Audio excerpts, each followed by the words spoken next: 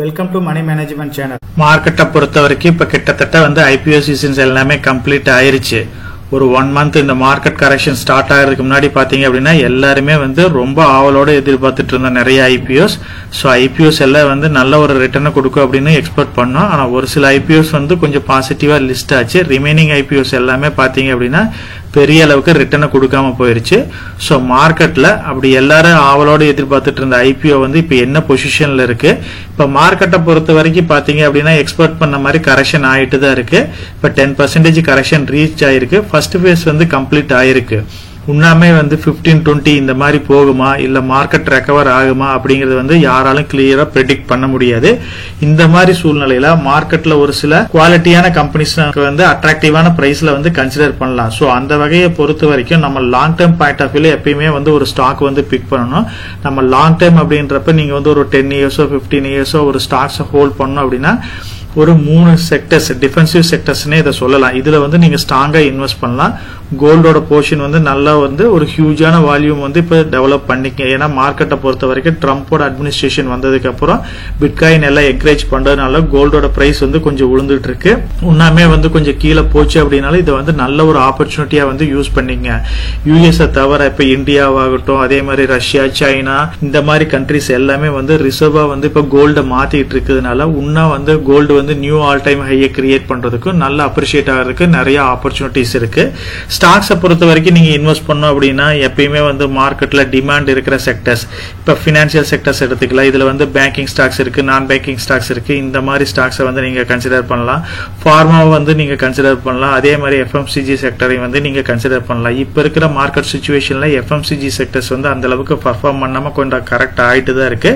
Pharma sector வந்து ஒரு correction modal இருக்கு. பினான்சியல் செக்டர் வந்து பெரிய அளவுக்கு கரெக்ஷன் இல்லாம ஓரளவுக்கு ஸ்டேபிளா தான் நிக்குது. சோ முடிஞ்ச வரைக்கும் மார்க்கெட்டை பொறுத்த வரைக்கும் இந்த மாதிரி நெகட்டிவா போறப்ப சைக்கிளிக் ஸ்டாக்ஸ் அவாய்ட் பண்ணிட்டு gold, pharma, financial sector, FMCG செக்டர்ஸ்ல போக்கஸ் பண்றது நம்மளோட போர்ட்ஃபோலியோ வந்து ஸ்ட்ரென்த்தா வந்து பில்ட் பண்றதுக்கு எல்லா வகையிலும் சப்போர்ட்டிவா இருக்கும். மார்க்கெட்டை பொறுத்த வரைக்கும் நம்ம டிஸ்கஸ் பண்ண மாதிரி இப்ப 10% கரெக்ஷனை ரீச் ஆயிருச்சு.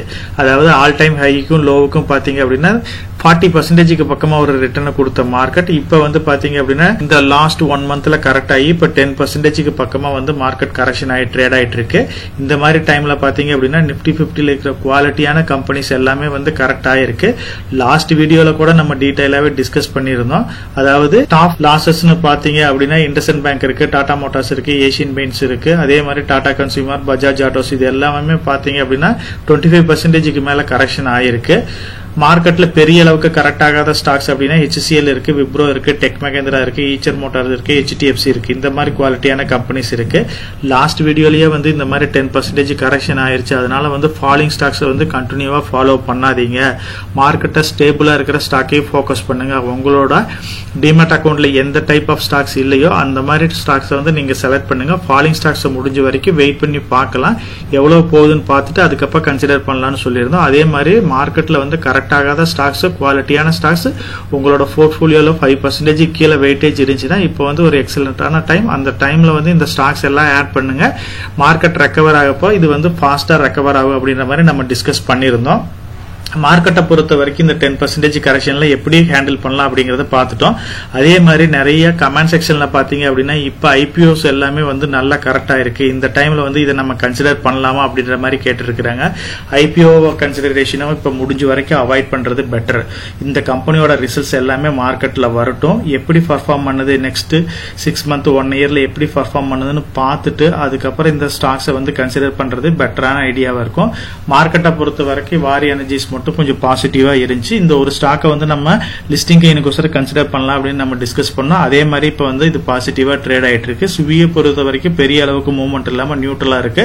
ஹுண்டாயை பொறுத்த வரைக்கும் நம்ம டிஸ்கஸ் பண்ண மாதிரியே நெகட்டிவ் லிஸ்டிங் தான் கொடுத்திருக்கு. தீபக் பில்டர்ஸை பொறுத்த வரைக்கும் இன்ஃப்ராஸ்ட்ரக்சர்ஸ் வந்து பாத்தீங்க அப்படின்னா அந்த அளவுக்கு டெவலப்மெண்ட் இல்லாதனால இதெல்லாம் சைக்கிளிக் செக்டர்னால இப்போ நெகட்டிவ்ல தான் ட்ரேட் ஆயிட்டு இருக்கு. ஸோ இன்ஃப்ராஸ்ட்ரக்சர் ஸ்டாக்ஸ் எல்லாமே கொஞ்சம் நெகட்டிவா இருக்கிறதுனால இந்த ஸ்டாக்கும் வந்து நெகட்டிவா தான் ட்ரேட் ஆகுது. முடிஞ்ச வரைக்கும் மார்க்கெட்ல இப்போ வந்து ஒரு அட்ராக்டிவான வேல்யூஷன் இருக்கு, ஐபிஓ வந்து கொஞ்சம் கரெக்ஷன் ஆயிருக்கு அப்படின்னு இந்த ஸ்டாக்கை ஃபோக்கஸ் பண்றதை விட மிட் கேப் ஸ்மால் கேப் இதெல்லாம் அவாய்ட் பண்ணிட்டு மார்க்கெட்ல குவாலிட்டியான நிஃப்டி 50 ஸ்டாக்ஸை நல்ல ஒரு ஸ்ட்ரென்த்தனான ஸ்டாக்ஸ், அதே மாதிரி கொஞ்சம் ஃபால் ஆகி ஓரளவுக்கு ஸ்டேபிள் ஆகிற ஸ்டாக்ஸ் இதை நீங்க ஃபோக்கஸ் பண்ணீங்க அப்படின்னா மார்க்கெட்ல வந்து ஒரு நல்ல ரிட்டர்னா ஃபியூச்சர்ல எடுக்க முடியும். மார்க்கெட்டை பொறுத்த வரைக்கும் இன்வெஸ்ட்மெண்ட் நீங்க வந்து இப்ப அவாய்ட் பண்ணிடாதீங்க. இன்னும் பாட்டம் போகும் அப்ப இன்வெஸ்ட் பண்ணலாம் அப்படின்ற மாதிரி நினைக்காதீங்க. இப்ப வந்து பாத்தீங்க அப்படின்னா ஒரு 4 ஃபேஸா கரெக்ஷன் எடுத்துட்டா கூட ஃபர்ஸ்ட் ஃபேஸ் கரெக்ஷன் வந்து கம்ப்ளீட் ஆயிருச்சு. நீங்க செகண்ட் ஃபேஸ் கரெக்ஷன் நோக்கி மார்க்கெட் போகுது அப்படின்னா நீங்க நெக்ஸ்ட் போர்ஷன் அமௌண்ட்டை இன்வெஸ்ட் பண்ணுங்க. சோ இந்த ஆப்பர்ச்சுனிட்டி யூஸ் பண்ணி குவாலிட்டியான ஸ்டாக்ஸ் வேல்யூபிளான பிரைஸ்ல கிடைச்சிச்சு அப்படின்னா அந்த ஸ்டாக்ஸ் எல்லாமே கன்சிடர் பண்ணுங்க. நம்ம சேனலை பொறுத்த வரைக்கும் நம்ம சேனலை வந்து சப்ஸ்கிரைப் பண்ணிட்டு ஒரு 50% பாக்குறாங்க, சப்ஸ்கிரைப் பண்ணாம ஒரு 50% பார்த்துட்டு இருக்காங்க. சப்ஸ்கிரைப் பண்ணாத ஃப்ரெண்ட்ஸ் நம்ம சேனலை வந்து சப்ஸ்கிரைப் பண்ணி சப்போர்ட் பண்ணுங்க.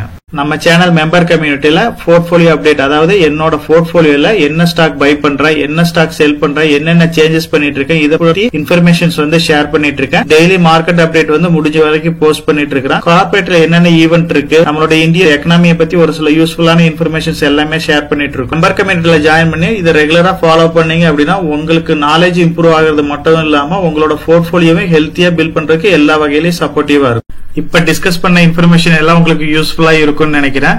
இந்த வீடியோ உங்களுக்கு யூஸ்ஃபுல்லா இருந்துச்சு அப்படின்னா நம்ம சேனலை வந்து சப்ஸ்கிரைப் பண்ணுங்க, நம்ம வீடியோவை லைக் பண்ணுங்க, ஷேர் பண்ணுங்க. கமெண்ட் செக்ஷன் ஓப்பன்ல தான் இருக்கு. சோ இந்த வீடியோ பத்தி உங்களோட ஒப்பீனியன் என்ன, இதுல என்னென்ன டவுட்ஸ் இருக்கு அப்படின்னு நீங்க கமெண்ட் செக்ஷன்ல போஸ்ட் பண்ணீங்க அப்படின்னா உங்களுக்கு மட்டும் இல்லாம நம்ம வியூவர்ஸ் எல்லாத்துக்குமே நல்ல ஒரு சப்போர்ட்டிவா இருக்கும். நான் ஒரு செபி ரிஜிஸ்டர்ட் அட்வைசர் கிடையாதுங்க. நம்ம சேனல்ல போடுற வீடியோக்கள் எல்லாமே வந்து பாத்தீங்கன்னா எஜுகேஷனல் ஆர் இன்ஃபர்மேஷன் பர்பஸ்க்கோசரம் போஸ்ட் பண்ற வீடியோக்கள் தாங்க. இன்வெஸ்ட்மெண்ட்னா கண்டிப்பா ரிஸ்க் இருக்கும். அதனால நீங்க உங்க பினான்சியல் அட்வைசர் டிஸ்கஸ் பண்ணியோ இல்ல நீங்களா ஓன் டிசிஷன் எடுத்தோ இன்வெஸ்ட் பண்ணுங்க.